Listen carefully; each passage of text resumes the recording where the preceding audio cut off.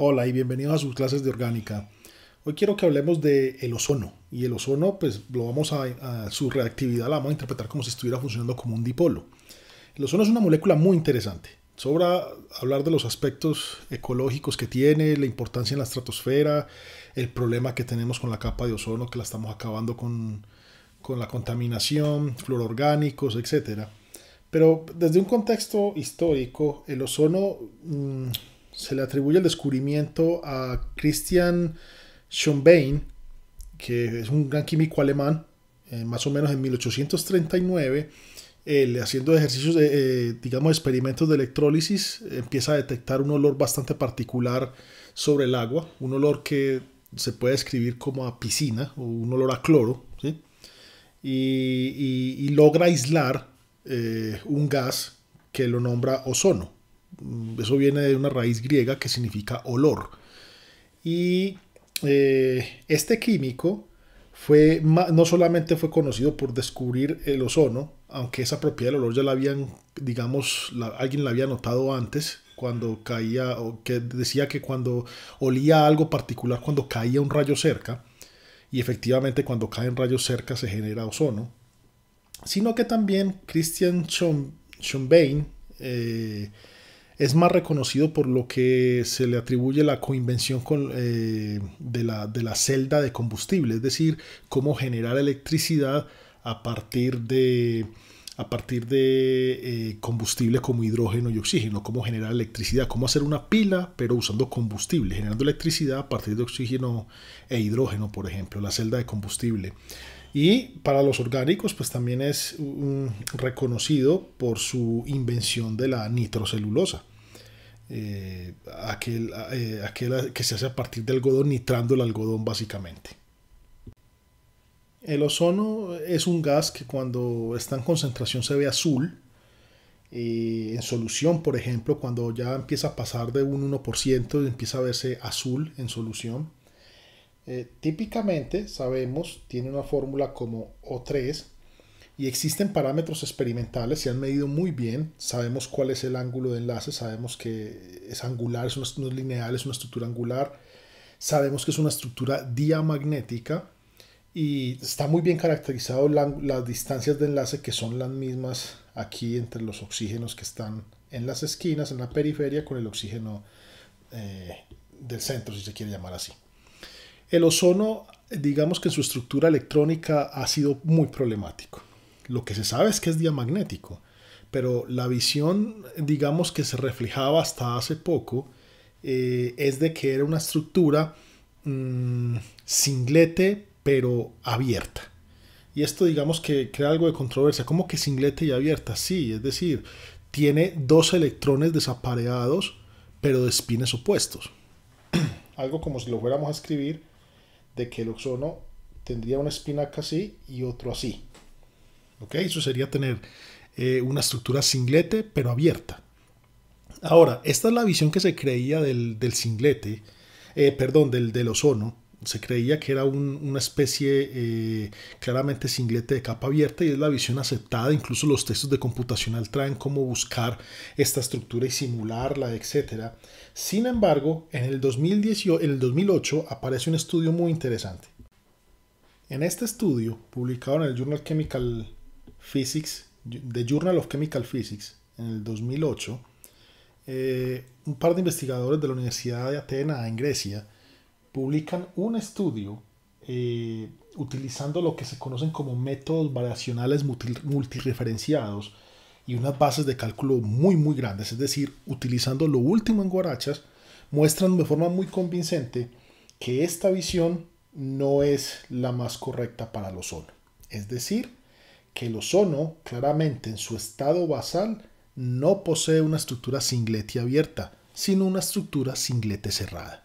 Y eso son buenas noticias para nosotros, porque eso quiere decir que para todos los efectos, nuestro ozono lo vamos a poder representar de esta manera, donde ocupamos el octeto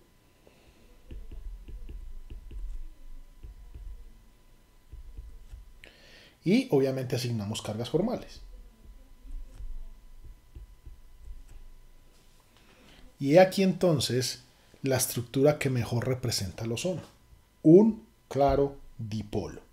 Y digo que es un alivio porque la estructura singlete de capa abierta nos hubiera puesto en muchos problemas con mecanismos para explicar fenómenos experimentales, ya que casi todas las reacciones del ozono se explican perfectamente como cicloadiciones. Si hubiéramos tenido que trabajar una especie singlete de capa abierta, hubiéramos tenido muchísimos problemas para poder explicar por qué los mecanismos serían concertados. Ahora, como todo dipolo en este caso, obviamente la estructura del ozono estaría representada con dos estructuras delocalizadas, donde la otra, obviamente, se genera cuando un par de estos viene acá y otro acá. Para dar nuestro dipolo,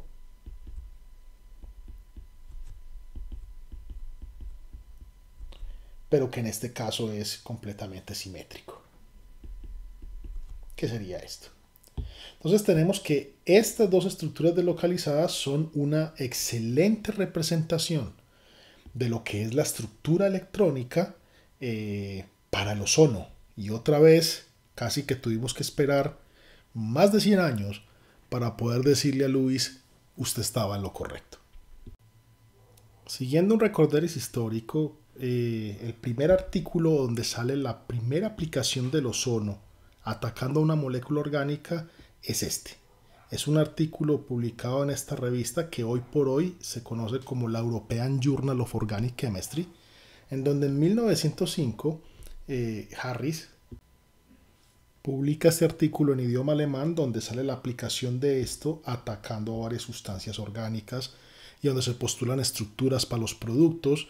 Y es muy interesante este tipo de artículos porque recuerden que aquí tenemos una teoría estructural incipiente donde todavía no sabemos qué significa un enlace químico. No ha llegado Lewis a decirnos que son los dos electrones que están allí. Lo interesante de esto es que incluso en el artículo de 1905 se reconoce que la principal reacción que hace el ozono sobre compuestos insaturados es coger el doble enlace y romperlo. Y yo creo que ustedes quizás de su orgánica 1 incluso les mostraron que esta reacción era fundamental para elucidar, digamos, cuántas insaturaciones tenía una molécula y de qué tipo eran, ya que lo que nos imaginábamos era que el ozono típicamente rompe acá, y entonces para dibujar los productos simplemente separábamos el doble enlace, o sea que aquí estaba el CH, aquí separamos el doble enlace y simplemente ahí colocábamos un oxígeno, donde aquí estaría el compañero con el doble enlace del otro lado. Entonces decíamos que la ozonólisis termina siendo esto, ¿ok? Pero obviamente es un poco más complicado de lo que aquí hay. Primero, eso va a depender de qué tipo de workup haces, ¿ok? La reacción realmente con ozono no termina aquí, sino es porque, digamos, aniquilas un intermedio que se genera y ya vamos a hablar de eso. Por lo pronto entonces, la ozonólisis siempre generaba este tipo de compuestos donde parte aquí la cosa, y esto digamos que en la época clásica de la elucidación estructural, es decir, aquella que se hizo sin ninguna técnica espectroscópica, mucho antes de que cualquier físico inventara el rayos X. Y eso es importante tenerlo como para que ustedes lo analicen como en cuanto a su identidad filosófica, porque muchos pues caen en lo que es el reduccionismo y la verdad hay que recordarle a los físicos que mucho antes de que ellos por fin pudieran medir parámetros estructurales del CO2, los químicos ya habíamos hecho elucidaciones de moléculas tan complejas como estricnina, solo que con una lógica completamente diferente y no era herramientas físicas. La ozonólisis se usó como herramienta clave en estas cosas. Y en esta clase yo no quiero estar hablando de ese tipo de aplicaciones, aunque son muy comunes y se usan mucho en la orgánica básica, esas aplicaciones donde les dicen a ustedes un compuesto A se trató con ozono y sacó dos compuestos B y C, el cual se trataron con 2,4-nitrofenilhidracina para generar un compuesto de fórmula con lo cual ustedes hacían un trabajo detective y se devolvían hasta el compuesto inicial. Eso es perfectamente vigente, ya no se hace en la práctica la ozonólisis con ese fin, o es muy escaso cuando se hace con ese fin.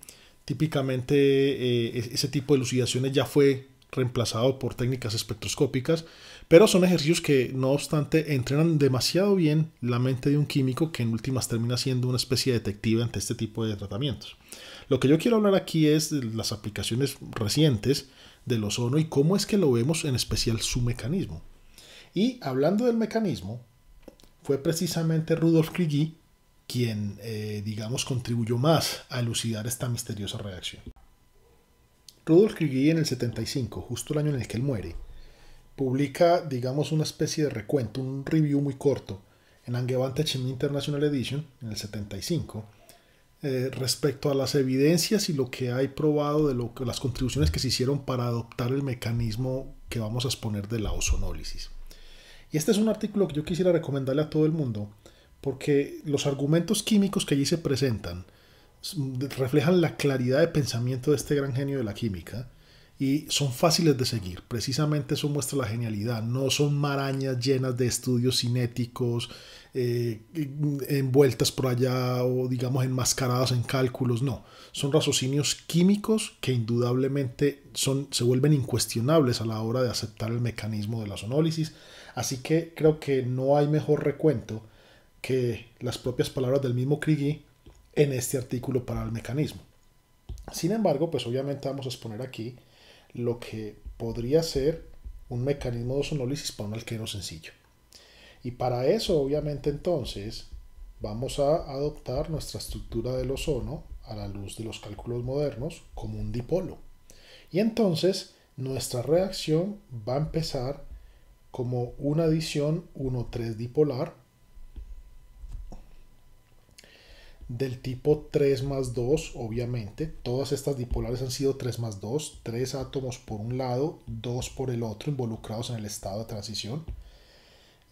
Eso mucha gente le dice, no, es que esto es nomenclatura de Huygens, sí, porque existe otra nomenclatura debido a Woodward y Hoffman que lo que le dice es que esto es una 4 más 2 porque por un lado, por el dipolo mueven 4 electrones, o sea, 2 pares, y por el otro un solo par. Entonces le dicen 4 más 2. Pero la nomenclatura que digamos yo recomiendo para la parte pedagógica es esta, la de Huygens, que básicamente nos dice cuántos átomos están involucrados en el estado de transición por el lado del dipolo y el dipolarófilo. Y eso aplica para todas las cicloadiciones, así que esta es muy, muy buena nomenclatura. Independiente de esto, entonces este ataque forma lo que se conoce como un ozónido primario, que sería esto. Este ozónido primario, el problema con la caracterización de estos compuestos es que son tremendamente reactivos. Básicamente por encima de menos 100 grados centígrados ya se descomponen. O sea, tiene que ser por debajo de menos 100 grados centígrados para usted poderlos tener. Y obviamente son especies incluso de un poder oxidante más elevado que el mismo ozono. Y usted puede pensar por qué. Básicamente estos tres oxígenos aquí no disfrutan de estructuras deslocalizadas. El ozono al menos tiene estructura deslocalizada. Así que este es un agente oxidante todavía más agresivo que el mismo ozono. Y entonces cuando esto se genera, esto es demasiado inestable y tiende a descomponerse. Esa descomposición sigue el camino de una 1,3 dipolar, pero obviamente en sentido inverso. ¿Ok? Lo estoy poniendo en rojo porque vamos para otra etapa. Aquí, miren que lo que se forma es otro dipolo. Por eso sé que es y un dipolarófilo. Por eso lo de una 1,3 dipolar inversa. A este dipolo se le conoce como óxido de carbonilo. ¿Okay? Sé que suena trivial, pero muy interesante porque no se olvida. Óxido de un carbonilo.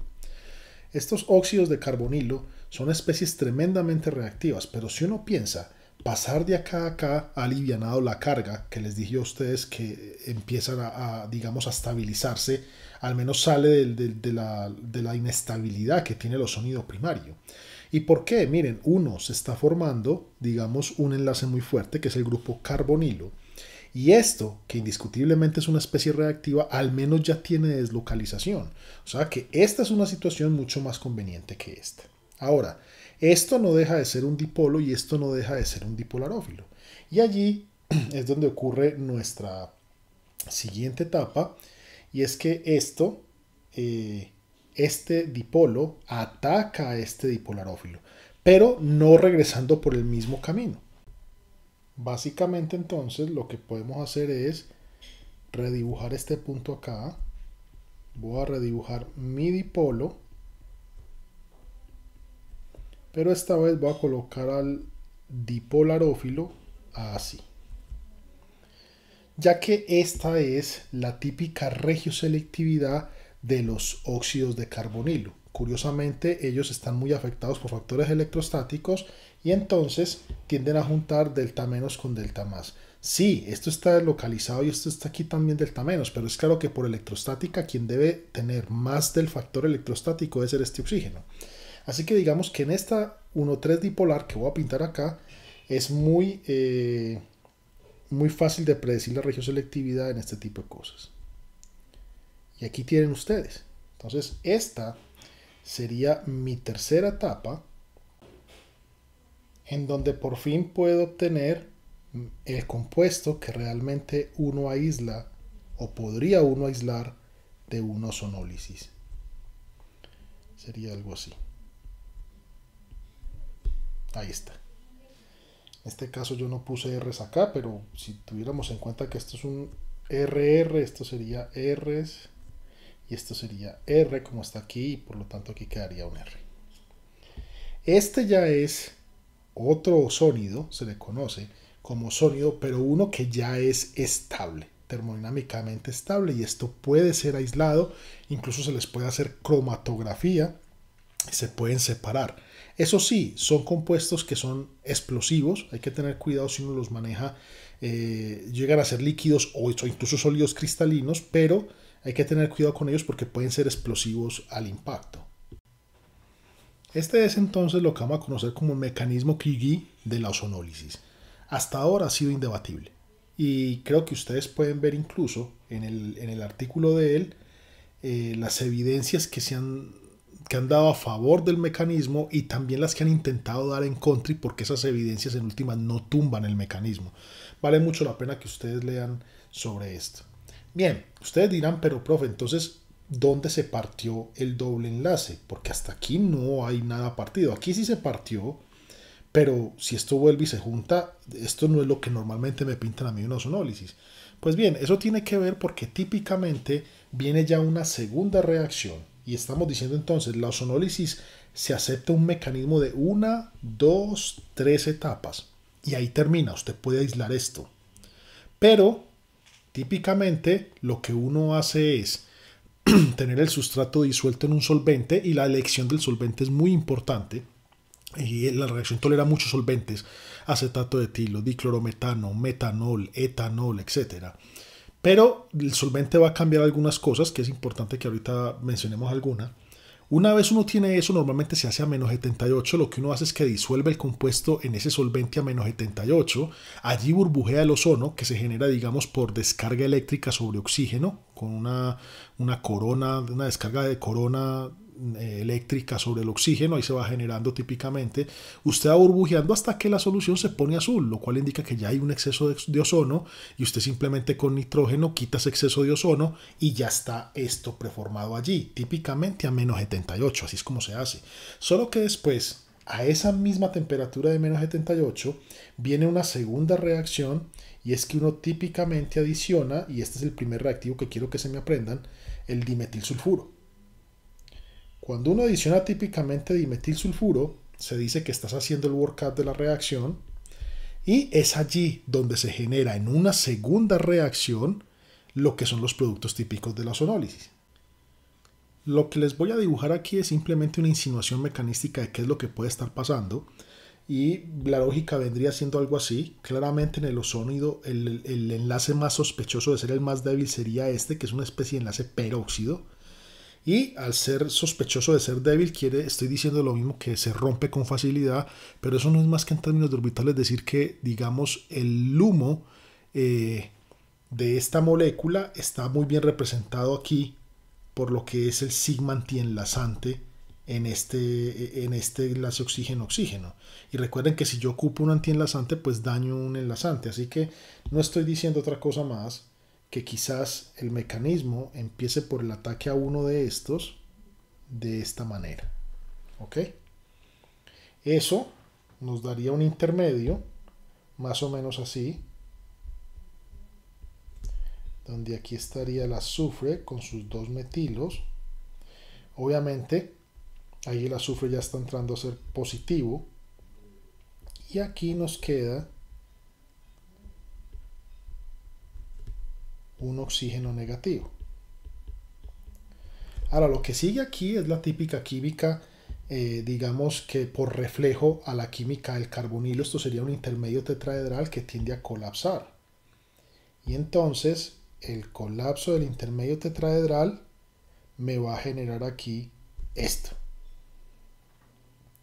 Yo no sé si esto va a pasar, porque uno también puede pintar un mecanismo donde todo esto sea, que toda esta cosa pase en distintas etapas, pero estoy colocando aquí etapa por etapa, sin tener evidencia científica de que son así las etapas, pero para que ustedes vean la lógica del asunto.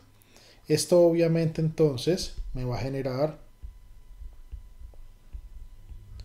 este compuesto, donde aquí está el azufre positivo, aquí hay un oxígeno negativo, y hemos generado obviamente por el otro lado, o sea por acá, hemos generado un primer aldehído. Aquí está el hidrógeno, aquí está el R. Y creo que por el mismo reflejo de ahorita, aquí vemos una especie de intermedio tetraedral como en la química del carbonilo, donde podemos decir, es lógico esperar que esto también colapse y saque esto.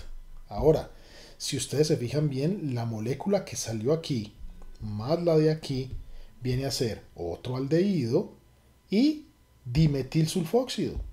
Porque de aquí, esto pasaría a ser esto de acá, positivo y O menos, que no es más que la mejor estructura de Lewis para el dimetilsulfóxido, más un aldehído que acabo de formar. Y en últimas entonces vemos que cuando yo trato al alqueno con ozono, obtengo el ozónido, que el cual en un segundo paso posterior, pero que se hace en el mismo frasco, el mismo momento de la reacción, es tratado con dimetilsulfuro en lo que vamos a conocer como el típico workup reductivo de la ozonólisis para obtener dimetilsulfóxido, que en este caso sería un solvente benigno con el ambiente, y dos aldehídos. Y es por eso entonces que nuestra reacción realmente debe verse así. Que el alqueno más ozono primero y en un segundo paso dimetilsulfuro, voy a obtener el producto de partición del alqueno a mis dos aldehídos más dimetilsulfóxido. Recuerden que los químicos orgánicos tenemos el vicio de colocar el dimetilsulfóxido así, aunque se sabe por cálculos recientes que la mejor representación sería esta estructura de Lewis, no con este doble enlace hipervalente aquí. Pero bueno, son vicios que se quedan y ustedes probablemente se van a encontrar en la, digamos así, en los libros de texto. Claramente sí hubo una fisión, una ruptura aquí del doble enlace, y cuando lo que se obtiene es un aldehído, es lo que conocemos como el workup típico de esto. Ahora, lo que sí se sabe entonces es que variando las condiciones del workup, podemos obtener distintos productos de la familia del grupo carbonilo. Por ejemplo, si el workup fuera con borohidruro de sodio, o sea, el borohidruro atacando a este ozónido de acá, lo que obtengo no serían los dos aldehídos, sino obviamente dos alcoholes primarios. Y si en vez de dimetilsulfuro yo tuviera, por ejemplo, peróxido de hidrógeno, haciendo el workup con esto, lo que obtengo no son dos aldehídos, sino dos ácidos carboxílicos. Y eso entonces ha ocasionado nombres como ozonólisis con workup reductivo o ozonólisis con workup oxidativo. Son simplemente dos casos donde lo que se cambia es lo que hay acá. Ahora, otras variantes de esto que generan los aldehídos, por ejemplo, es trifenilfosfina. Pero de mi experiencia, este es lo mejor, ya que esto es un líquido fácil de manejar. No gusta obviamente por la parte de los olores, pero genera un producto inocuo con el ambiente. Y fácil de retirar por extracción. Así que esto es lo que yo quisiera recomendarle a ustedes que se aprendan, pero que sepan que existen variantes dependiendo del workup. Aquí pueden ver ustedes una serie de ejemplos de ozonólisis, donde podemos ver algunos aspectos de la selectividad del ozono. Por ejemplo, del primer caso, vemos que el ozono dejó intacto el alqueno que estaba acá, Y eso nos muestra que el ozono siempre tiene preferencias por alquenos ricos en densidad electrónica como este silideno éter que estaba aquí, por encima de los demás alquenos. Así que si uno controla la estequiometría del ozono, aunque esto no es tan fácil, precisamente porque tendrías que, digamos, calibrar tu equipo para saber cuánto ozono está saliendo por entrada de aire, por ejemplo, en una unidad de tiempo, para saber en cuánto tiempo lo dejas. Pero si tú calibras esto, para controlar la estequiometría, es posible selectivamente oxidar el alqueno más rico en densidad electrónica en presencia de otros que no. Y esto es un alqueno, digamos, monosustituido, que son ricos en densidad electrónica, pero obviamente este es mucho más. Ahora, observen que aquí en esta primera reacción, el workup fue un workup reductivo. Lo típico para uno predecir este tipo de productos es que mentalmente rompas aquí el enlace y coloques dos carbonilos. Si tú haces eso, te das cuenta que al romper el enlace aquí, el carbonilo que queda acá queda como si fuera un éster o un ácido carboxílico, ya que queda un carbonilo, en este carbono queda un carbonilo con otro oxígeno. Mientras que en este carbono queda un carbonilo tipo aldehído, porque aquí no hay sustituyentes sino hidrógenos. Si tú lo piensas bien, el borhidruro de sodio solo va a atacar al aldehído porque ese no es capaz de atacar a ácidos carboxílicos o ésteres. Así que para predecir este producto era sencillo viendo que el workup era reductivo, pensando que aquí iba a quedar un carbonilo tipo aldehído, aquí uno tipo ácido carboxílico y que el borhidruro solo ataca aldehídos, no ácidos carboxílicos. Así que aquí quedaba un alcohol primario, que se ve aquí el reflejo del alcohol primario que quedó, y aquí queda un ácido carboxílico que obviamente en el workup, por ser intramolecular, termina formando el éster, en este caso la lactona, por ser intramolecular. Miren que eso es una forma bastante interesante de formar lactonas a partir de anillos de zinc, y creo que en nuestra unidad de radicales libres ustedes deben tener alguna visión de cómo hacer este tipo de anillos. En el segundo caso ven ustedes que como toda 1,3 dipolar, también es capaz de atacar alquenos pobres en densidad electrónica, solo que si hay para dónde escoger van a preferir los ricos en densidad electrónica, lo cual les muestran a ustedes que el ozono es un reactivo electrofílico, a él le gusta buscar densidad electrónica, pero no habiendo más, él ataca aquí el alqueno. Ahora, en este producto era claro que si usted va a partir el alqueno por la mitad, aquí queda un carbonilo que va a ser tipo cetona, ahí está. Y al otro lado queda un carbonilo que va a ser tipo aldehído. Lo que pasa y lo que hay aquí adicionalmente es que el carbonilo tipo aldehído aquí está alfa a otro carbonilo tipo cetona. Y esa es una situación muy desfavorable en moléculas orgánicas donde casi siempre tiende a perderse monóxido de carbono. Así que aquí hubo una descarboxilación donde se fue este carbono aquí como un gas y entonces el producto tiene la ozonólisis de acá y lo que queda aquí después de esa descarboxilación que va a ser un ácido carboxílico de un apéndice de 1, 2, 3. 1, 2, 3. Así que aquí en esta reacción lo que hay de por medio es que si me va a quedar un aldehído alfa a un carbonilo, típicamente estos se pierden como monóxido, dando este tipo de compuestos. En el último caso de estos ejemplos, pueden ver ustedes que se prefiere un alqueno por encima de un alquino. Y ojo, la ozonólisis también toca alquinos, ya les voy a mostrar más casos. Pero si hay que escoger, prefiere un alqueno sobre un alquino. Aquí hubo la ozonólisis. Nuevamente voy a romper el doble enlace. Aquí quedaría formaldehído, que es un gas. Y aquí quedaría el carbono tipo aldehído. Miren que el workup, ¿sí?, no fue con dimetilsulfuro, sino digamos que era una variante más antigua, que es con zinc ácido acético, que igual me deja allí el grupo aldehído. O sea que este es un reemplazo al workup del dimetilsulfuro. Y ustedes pueden postular un mecanismo aquí de cómo esto está pasando con esto. Pero ya saben que es otra opción que tienen ustedes de workup al dimetilsulfuro. Miren acá más ejemplos. En este caso, lo que hay para atacar con el ozono son los enlaces múltiples del anillo aromático o del alquino, y obviamente se prefiere el alquino. Típicamente la ozonólisis de alquinos rompe el triple enlace y en cada uno de los carbonos coloca ácidos carboxílicos. Típicamente esta ozonólisis no para en el aldehído, sino que se va hasta el ácido carboxílico.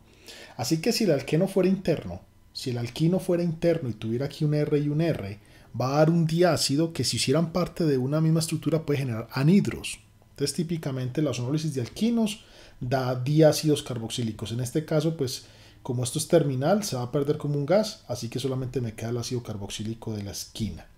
Y miren que cuando no hay ni alquenos ni alquinos, sino puros anillos aromáticos, pues el ozono tiende a atacar, así de fuerte y de reactivo es, y va a discriminar entre los dos anillos el más rico en densidad electrónica. Por ejemplo, en esta quinolina es claro que este sector de la izquierda se parece a una piridina, y una piridina es como si tuviera un iminio interno, o sea que esto está desactivado, esto le está sacando densidad electrónica a este anillo. Así que este sería el anillo más aromático, digamos, más rico en densidad electrónica, y es ahí donde se rompe con la ozonólisis, típicamente dejando solamente en estas posiciones, las que están adyacentes al anillo, o sea, digamos posiciones bencílicas, en este caso asumiendo que este es el anillo aromático. Recuerden que posición bencílica es estar parado en el vecino del anillo aromático. Así que esta es una posición bencílica, otra bencílica, la ozonólisis rompe todo esto y deja aquí dos ácidos carboxílicos. Claro, cuando el workup es un workup oxidativo. Y esta es una forma muy interesante de adquirir patrones de sustitución que de otra forma son muy difíciles de hacer. Por ejemplo, cuando uno quiere sustituir una piridina para meter dos ácidos carboxílicos. Esto sería terrible si partes de la piridina sola. Eso sería muy tedioso. En cambio, si partes de la quinolina, pues una ozonólisis te entrega estas dos cosas. Bien, aquí en el caso de abajo, otra vez ya habían visto en los ejemplos anteriores un caso con esteroides.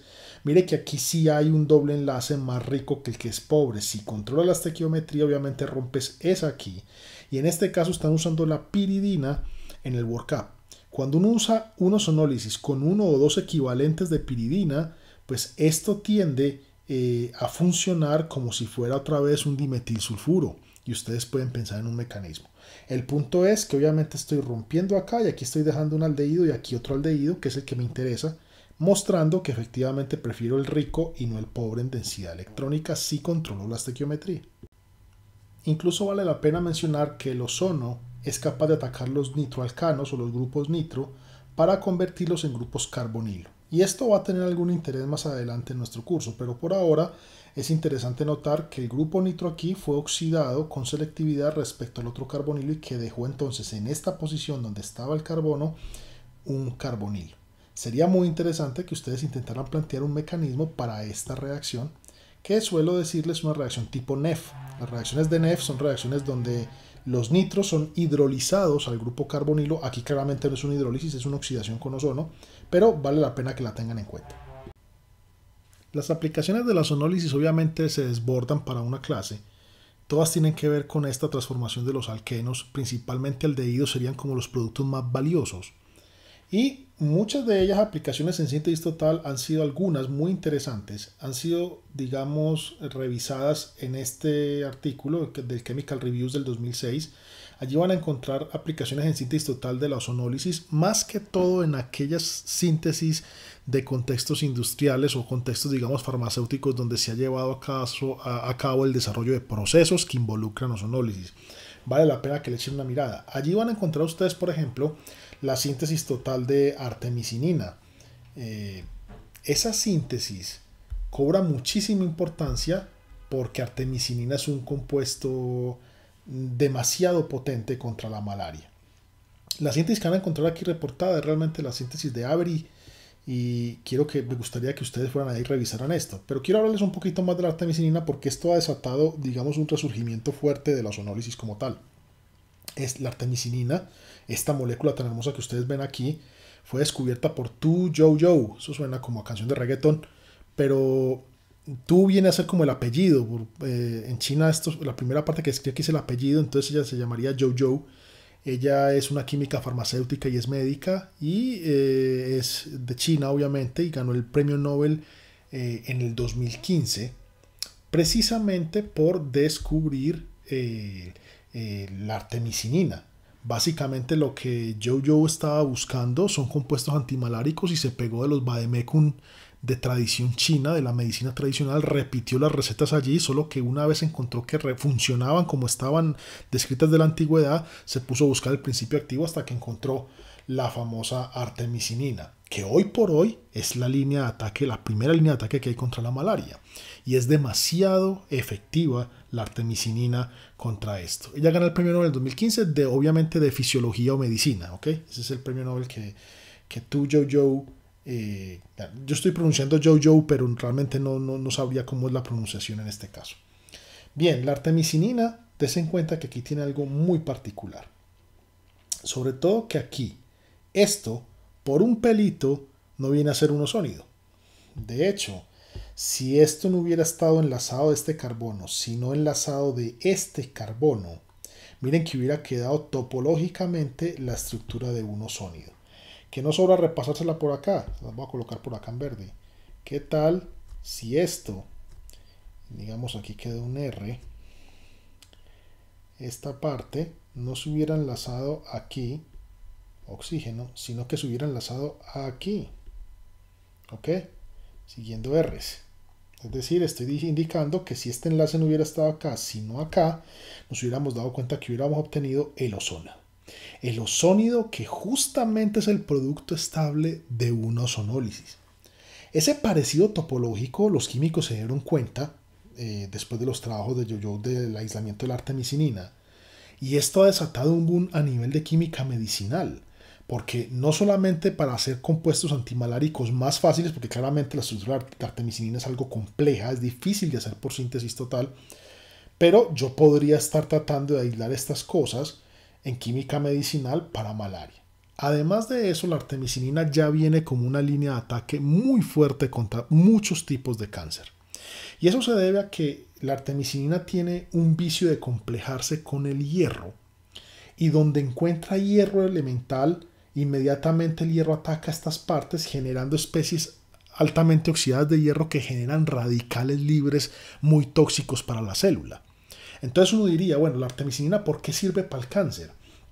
Pues la artemisinina, repito, eso está en ensayos clínicos, pero con seguridad ya viene. De hecho, mucha gente usa esto como tratamiento para cáncer en perros, sin obviamente estar demostrado, pero ha funcionado.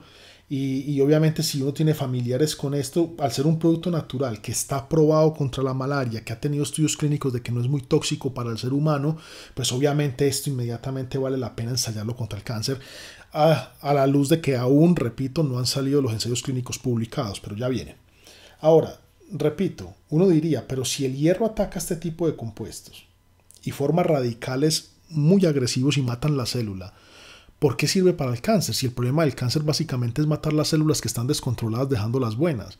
Pues bien, ahí está el punto de ataque. Curiosamente, en el metabolismo de una célula cancerígena, como es mucho más acelerado, requiere mucho más nutrientes, una célula cancerígena típicamente acumula casi 1000 veces más hierro que una célula normal. Y entonces estas moléculas son brutales porque obviamente van a ser mucho más tóxicas para las células cancerígenas que para las normales. Así que esto es una bomba que vale la pena estar estudiando. Claro, en química medicinal entonces, la topología de este sistema, que claramente es el sistema reactivo de la artemisinina, se dieron cuenta que se parece mucho a lo de los ozónidos de la ozonólisis. Y entonces se desata toda una línea de reacciones como por ejemplo, bueno, ¿qué tal si tengo un estilbeno y le hago ozonólisis? Miren que estaría generando topológicamente compuestos que digamos tienen el ozónido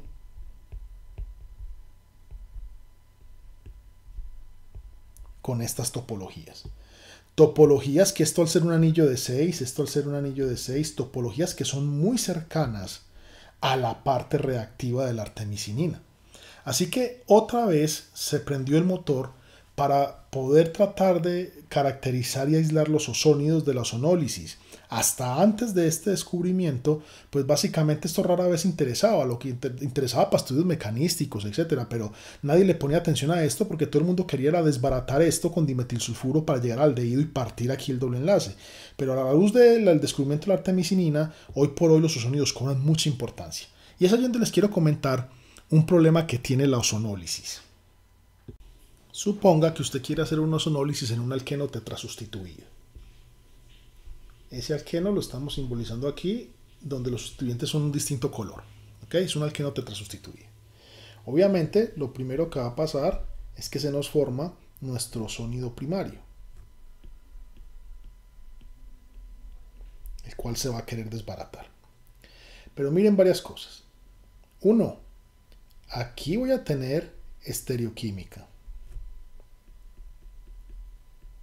Eso nunca ha sido un problema, puesto que, digámoslo así, los productos nunca estábamos esperando aislar esto, que es el producto de la 1,3 dipolar. Siempre los productos, digamos, eran los aldehídos o alcoholes o ácidos carboxílicos producto de la ozonólisis. Aquí no hay esperanzas de aislar esto. Recuerden que esto por encima de menos 100 grados centígrados se desbarata. Pero aquí es donde aparece el problema que les quiero contar. ¿Cómo se puede desbaratar esto?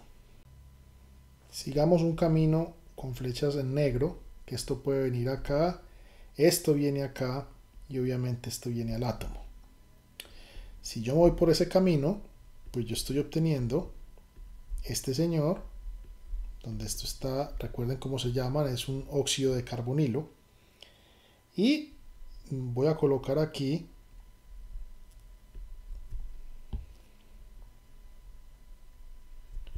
uno en azul y un sustituyente en verde. ¿Ok? Y eso obviamente iría acompañado, y ahora voy a dibujar aquí el otro carbonilo.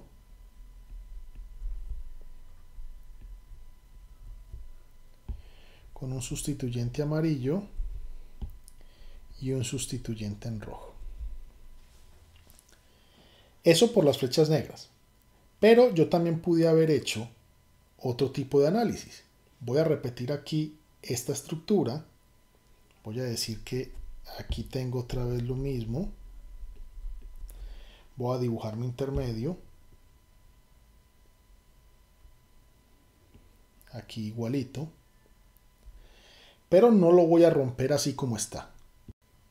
¿Qué tal si esta vez decimos, bueno, y si esto se rompe así? Este viene acá, este acá y este acá.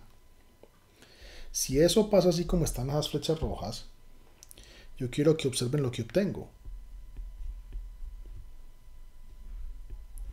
Digamos, aquí obtendría un carbonilo con estos dos sustituyentes, y por el otro lado obtendría mi óxido de carbonilo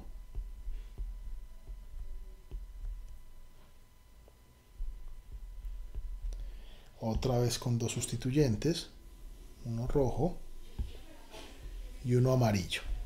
¿Ok? Claramente, dependiendo de los sustituyentes, quizás pueda haber una preferencia si por dejar como óxido de carbonilo a este sector del ozónido, o como dejar a óxido de carbonilo a este sector del ozónido. Lo que estoy diciendo es que des en cuenta que de un alqueno tetrasustituido, si miramos esto partiéndolo a la mitad, pues hay dos formas de colapsar este intermedio de la cicloadición. Una es dejando de la mitad para la izquierda como óxido de carbonilo, o de la mitad para la derecha como óxido de carbonilo otro alqueno. O sea que básicamente en una ozonólisis de un tetrasustituido, estos cuatro compuestos se me van a formar. Y entonces, ¿qué va a pasar? Pues voy a obtener una mezcla. ¿Ok? La mezcla sería de este cuando ataca a este, o de este cuando ataca a este. Y viceversa, de este cuando ataca a este, o de este cuando ataca a este. Y si hacemos eso, nos vamos a dar cuenta entonces de que vamos a obtener los siguientes productos. Aquí ven ustedes una mezcla de lo que se obtendría, por ejemplo, cuando este señor ataca a este carbonilo, que sería este, o cuando este señor ataca a este carbonilo, que sería este. Y viceversa, cuando este señor ataca a este carbonilo, que lo he pintado acá, y cuando este señor ataca a este carbonilo, que lo he pintado acá. Claramente, aquí este señor con este señor está repetido. ¿Ok? Al menos esto sería el mismo producto en teoría, o sea que sería un solo producto. Por aquí están los que también serían diferentes, o sea que serían en total 3 ozónidos que se pueden generar en este caso. Recuerden entonces que aquí estamos diciendo este señor es el mismo que este, pero este es distinto a este y distinto al otro. O sea que realmente olvidémonos de uno de estos. Estamos diciendo básicamente, mire, se generan 3 posibles productos de estos ozónidos. Voy a borrar esto acá. Estos serían los 3 productos porque uno se está repitiendo. Pero bien, 3 productos que podríamos llamar este que es como el cruzado, y estos que son como yo con yo. Me refiero a los sustituyentes que tienen aquí en las esquinas. Y esto sería desastroso si lo que me interesa son los ozónidos. Y uno se pregunta, pero entonces esto ¿por qué nunca ha sido visto antes? Porque es que esto no es un desastre cuando haces el workup. Si tú haces el ejercicio de atacar con dimetilsulfuro cada uno de estos tres, todo converge a los mismos dos productos cuando tú rompes aquí el alqueno. Por eso es que la ozonólisis no tiene ningún problema con el workup, porque así se generan estas mezclas de ozónidos. En últimas, el dimetilsulfuro va a hacer exactamente, va a generar los mismos productos como si hubiéramos roto por acá por la mitad del doble enlace. Pero a la luz de la química medicinal, si tu interés son los ozónidos, aquí sí tenemos un problema. Y la pregunta es cómo controlo yo que esto se dé para el lado que yo quiero. Para rematar el asunto, yo estoy ignorando aquí la estereoquímica de estos puntos, que claramente empiezan a tener estereoquímica, por ejemplo, en este caso, ya que los sustituyentes son diferentes. Y entonces yo tendría que mirar, bueno, ¿y cómo sé que esto va a quedar para adelante y esto para atrás? ¿Será que va a quedar el cis o será que va a quedar el trans? Por ejemplo, ¿será que este rojo queda al mismo lado del azul o quedan de lados opuestos? ¿O será que se dan las mezclas de todo esto? ¿De dónde podría venir el problema estereoquímico del dipolo? Porque si ustedes analizan, yo arbitrariamente coloqué a este oxígeno eclipsando al sustituyente azul, pero ¿por qué no podía haber quedado eclipsando, o sea, para el otro lado eclipsando al sustituyente verde? Lo mismo aquí, ¿por qué quedó eclipsando al sustituyente rojo y no al sustituyente amarillo? Claramente estas cosas crean un montón de dimensiones a controlar en la ozonólisis si lo que te interesa es el ozónido, y ya vimos que el ozónido vale muchísimo la pena. El problema estereoquímico no tiene solución todavía, eso todavía no se ha resuelto, pero existe una solución parcial a este problema de cómo controlar estas cosas. La solución de la que estamos hablando se conoce como la coozonólisis de Grisbaum, y esa se dice coozonólisis porque la ozonólisis lo que se utiliza es una oxima, en este caso una metiloxima. ¿Quién iba a pensar que las oximas son tan relevantes para nosotros en las otras dipolares? Recuerden que con ellas hemos hecho otro dipolo importantísimo. Entonces teníamos que la coozonólisis de Grisbaum usa una metiloxima, que si obviamente aquí había un carbonilo en el momento de prepararla, y otro carbonilo. ¿Ok? Simplemente estos dos están en la misma solución donde vas a burbujear el ozono. Eso garantiza que este sea el producto que predomine. Y miren que ya no es el producto de yo con yo, sino que es como, entre comillas, el producto cruzado. Ahí están los 4 sustituyentes diferentes y este es el único producto que se observa, o digamos el producto que se observa mayoritariamente. Ahora, ¿por qué pasará esto? ¿Por qué esto soluciona ese problema? Pues básicamente no se sabe. Aún así, claramente, el meollo del asunto va a estar acá. El ozono va a atacar el alqueno más rico en densidad electrónica, así que es de esperarse que el ozono inicialmente ataque la oxima. Y esto generaría un ozónido primario,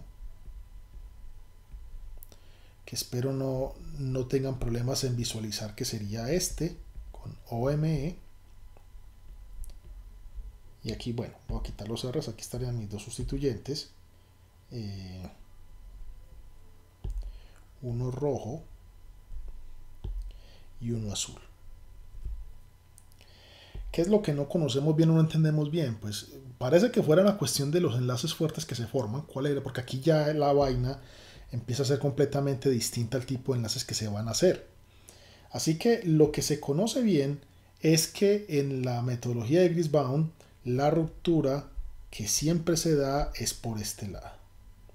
Repito, posiblemente por la energía de los enlaces que se están formando. Y esto entonces, miren que va en contraste con romper del otro lado. Es decir, de acá para allá esto no ocurre. Si este par viniera aquí y este fuera acá y esto viniera del oxígeno, lo que se forma es una molécula más inestable, quizás porque tiene ya 3 heteroátomos en fila, sería un dipolo con 3 heteroátomos, un enlace es esto.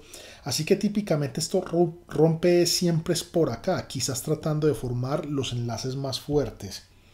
Y en este caso entonces lo que obtengo siempre es aquí el óxido de carbonilo con mis dos sustituyentes, uno rojo y uno azul.